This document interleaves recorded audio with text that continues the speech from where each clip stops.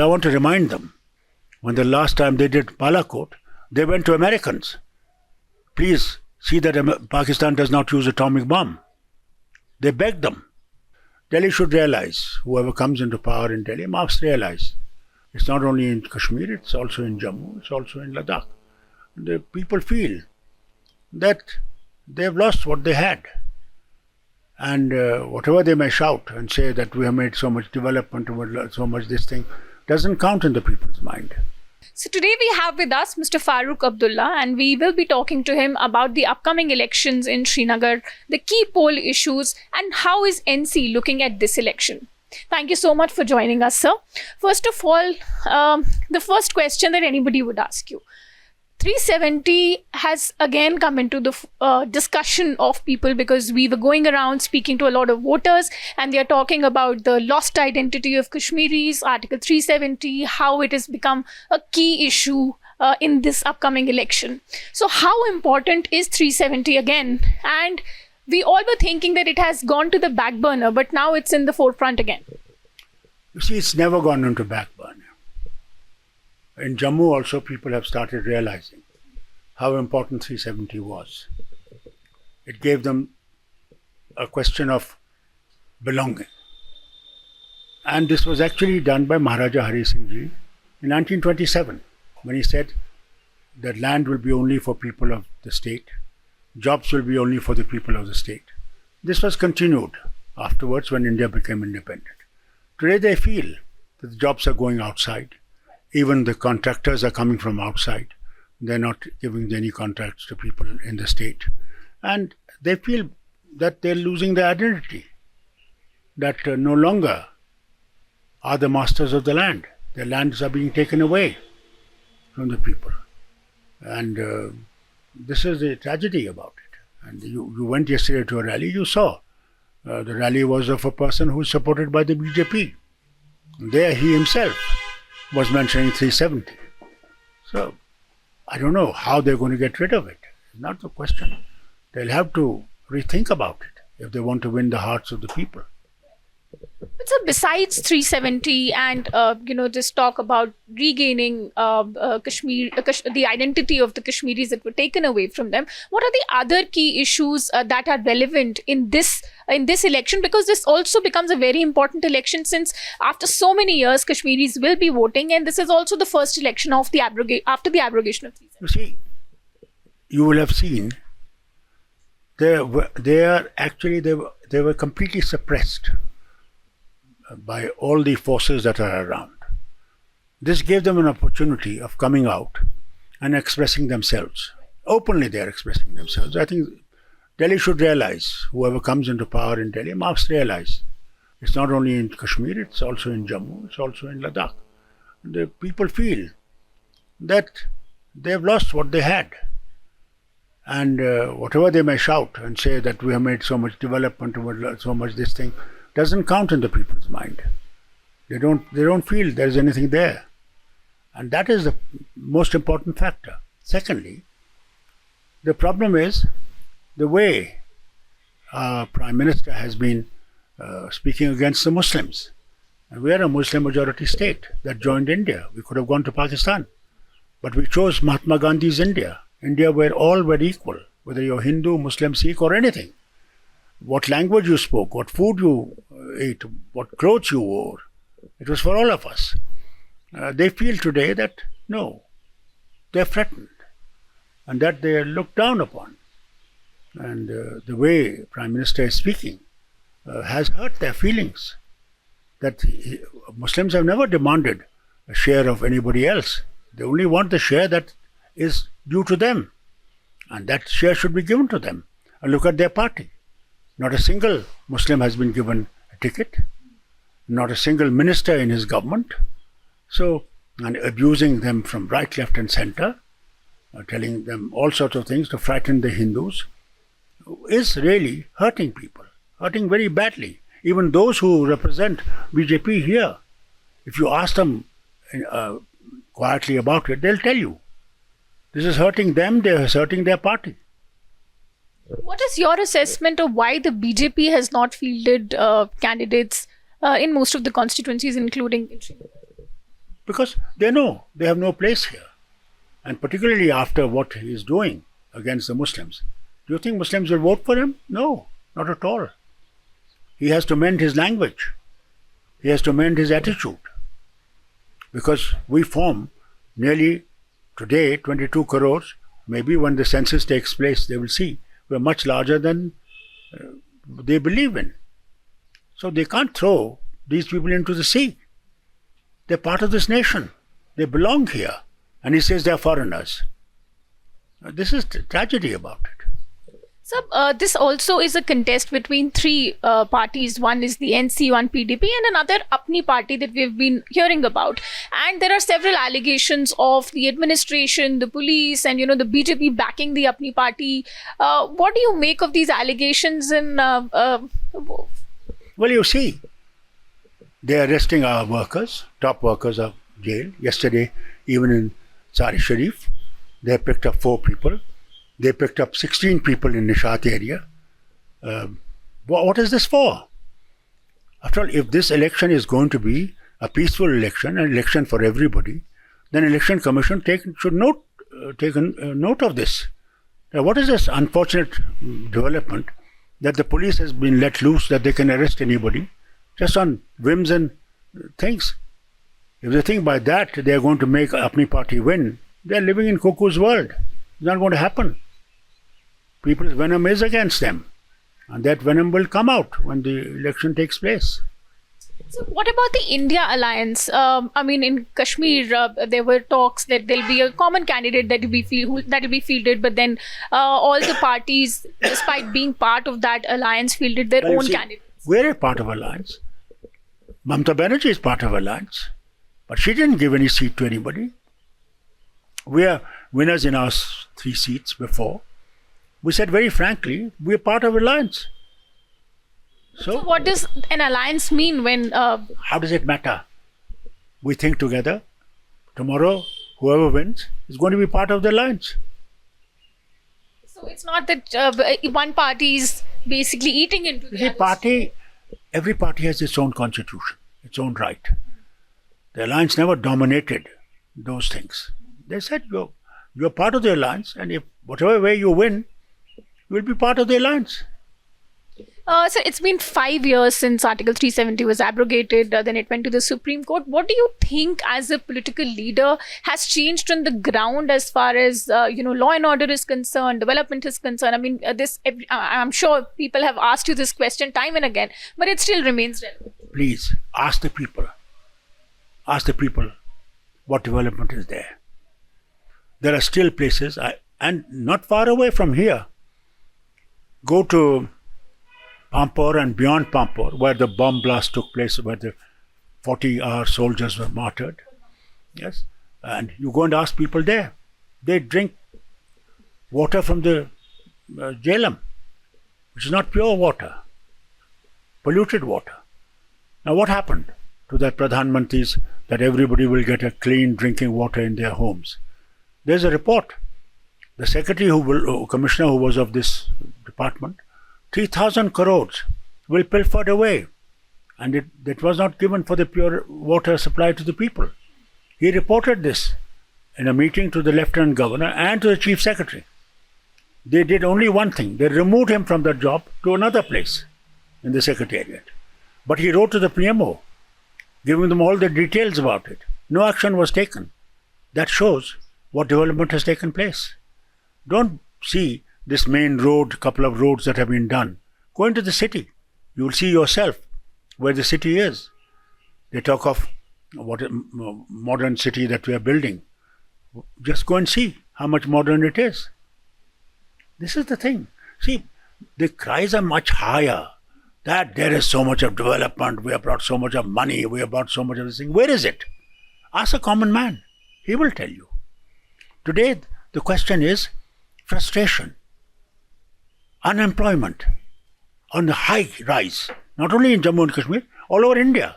Prime Minister doesn't talk about that. Look at the inflation eating away into people's hearts. They can't afford a cooking oil. The gas cylinder that used to talk in 14 was 400 rupees. Today he has to pay 1,200 rupees. Everything, even dal that people used to eat, normal people used to eat, poor people, or the vegetables that we used to eat, saag. Today that has become so expensive. This is what hurts people. That exactly is the sense on the ground as well, because when we spoke to voters yesterday on the ground, the key issues that they spoke about were these: that there's inflation, there's no water, electricity is a major issue, and which is why also they seem disillusioned with most political parties, and they say that even after J&K became a UT, these are the basic needs have not been taken care of. So why is it that in this election none of these local issues took precedence? No, we still take them. We do tell people that this is the situation, not only in Jammu and Kashmir, the rest of the country. And the amount of money that the central government has borrowed from various agencies, how are they going to pay that back? Even if the alliance comes into power, it will be a major issue. And so many things will come out. And this will be important for people to know. And the government will have to start thinking, how do we bring inflation down? How do we increase employment? All our major industrialists have run away from the country because of the ED and the other pressures on them. They're now either in Dubai, Abu Dhabi, or probably in England or America, running their industries from there. This is the biggest thing, because government cannot give jobs. Industries give jobs. Today, they're not here. This worries us greatly. Because tomorrow, even if we are in power, this will be a major issue, whether we will be able to settle this thing. Unemployment, bringing inflation down, giving people some benefits that they need. Now look at our Lieutenant Governor. He says, we don't have power, as you heard from the people. He has said that the power that we are going to produce is going to Rajasthan. Now isn't that strange? That we suffer and some other place benefits? How does he think? Today, governors have become kings. That is the tragedy of the place. No, they're not responsible to the people. They don't respond to the people because they don't have to hold elections. That is the problem about it. If they were elected people, they would know that tomorrow they have got to go to the people. ये तो शहंशाह हैं. I just come to the assembly elections, but before that, one positive that people have been talking about, and in fact most politicians have also accepted, that in the last 5 years, the law and order situation has improved on the ground, whether it is cases of stone pelting or the hartal calls, bunds. Like in this election, there have been no boycott calls as far as we know. And this is why people are also expecting that the voter turnout will be much more than what Kashmir usually sees. So what is your reading? You must have walked up the streets. How many armed men did you see in every inch? Every gully is a soldier with modern arms. That's what it is. They've suppressed people. And that's what you see today, expression of people. This election has given them that fundamental right that they're now able to express, which they were not able to express. So don't go by what you see from outside. Inside, it's boiling. Another key issue, of course, is the assembly election. Voters are talking about how they have not had a CM since 2018, when the government fell. And after that, there's been no election in Kashmir. Now, the Supreme Court has said that, election should be conducted before September. But what do you think is going on in the minds of the government? Because like they've not fielded candidates in Srinagar. Clearly, you said that they are scared. So will assembly elections take place? Well, I hope this government doesn't come back. Elections will be held. Supreme Court has put that pressure on them. It's not they who are interested. They would keep the Lat Sahib here forever. But today, Supreme Court has put that pressure on them. And I'm sure as soon as the Amarnath Yatra is over, there will be elections. So when I spoke about the disillusionment among public, as far as the political parties are concerned, they said nobody is good, nobody works for us. They come and seek votes, but then they disappear. What is the solution for this? Ask them. When in 96, Farooq Abdullah's government came. Ask them. Were they free? We employed nearly 2 lakh people. We removed the curse of the people because there were no doctors available to them in the villages. We appointed 300 doctors, hakims, vaids, in all the places that we could. Schools were closed. We opened all those schools under the Rahbar-e-Talim scheme. We did as much as we could. The roads were in dilapidated conditions. We set them right. 700 bridges were either burnt or destroyed, small and big. We made them. We made people realize that this is their land and that we will do everything possible for them. The tragedy is that people forget the good things. And when Umar came, how many things he did? Today they're talking of Pahadis. We gave them reservation.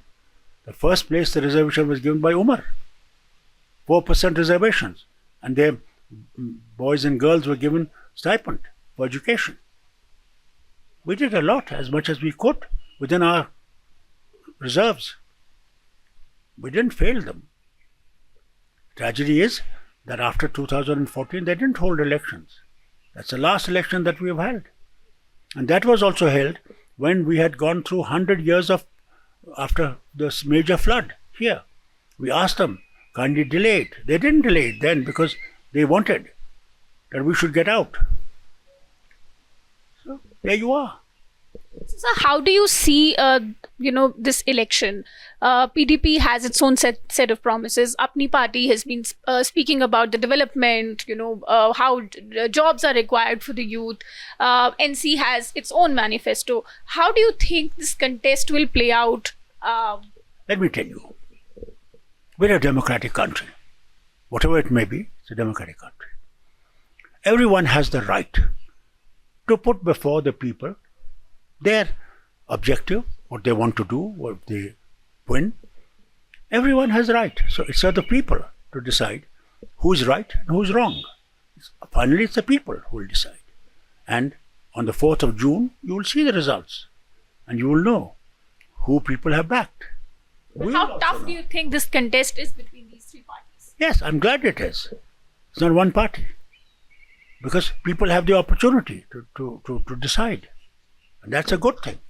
And I hope it continues. I hope that one election, one country doesn't stand.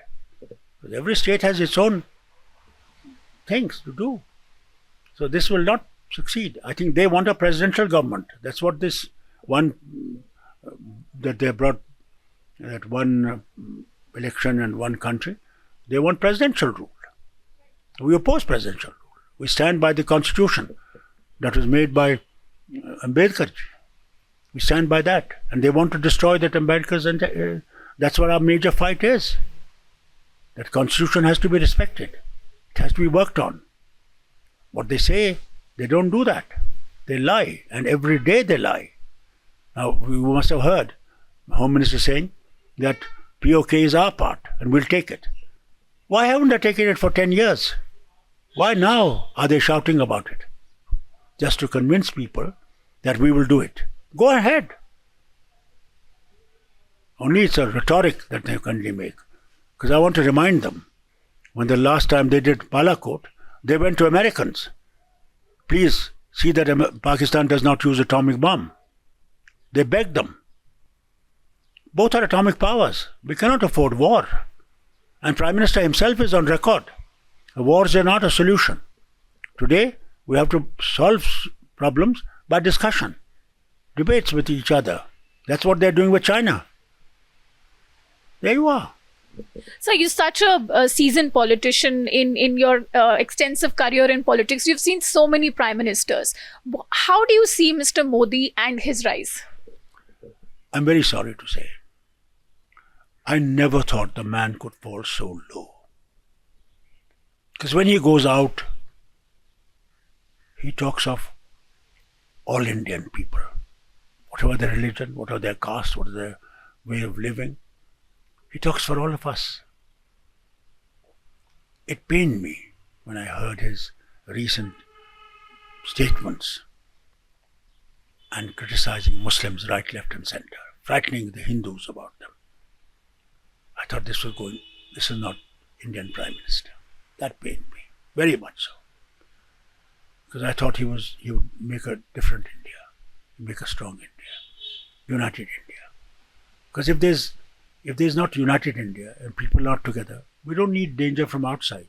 We are danger inside. We'll be fighting each other. How will development take place if there are going to be problems every state has? How will you develop? How will you become the major economy one day? How? This is what pained me. So what is the reason for his popularity? Does he strike a chord somewhere with the general public? General public, there are many people who oppose him, many people who love him. That's part of life. And who do you think has been the best Prime Minister that you have seen, and why? You see, Jawaharlal was one of the finest Prime Ministers. He carried everyone. I remember my father telling me that when Lohiya-ji was oppose him and criticize him right, left and center in the parliament, and he used to sit in the parliament. This Prime Minister has never sat in the parliament. He comes on the day it's open, the day it's closed. And he never lost his temper. Very coolly he heard them and coolly used to reply. He carried Muslims, Hindus, Sikhs, everyone together. And India had nothing. Even the needle was brought from England. We were beggars. We used to import rice under Truman's plan, 480. They gave us a gift from America, which even the cows couldn't eat. Our position was that. Nehru developed India's industries. Nehru developed IITs, IIMs, the ISRO, which is now sending rockets to the moon. It was Nehru. The atomic energy was Nehru. I mean, from zero, we became powerful. So much so. Indira Gandhi's period, we made green revolution, that we were able to give our crops all over the world. Where did it come from? He says only since 2014 India has developed. I mean, he should be the Prime Minister who should understand that tomorrow he will not be the Prime Minister. Then what?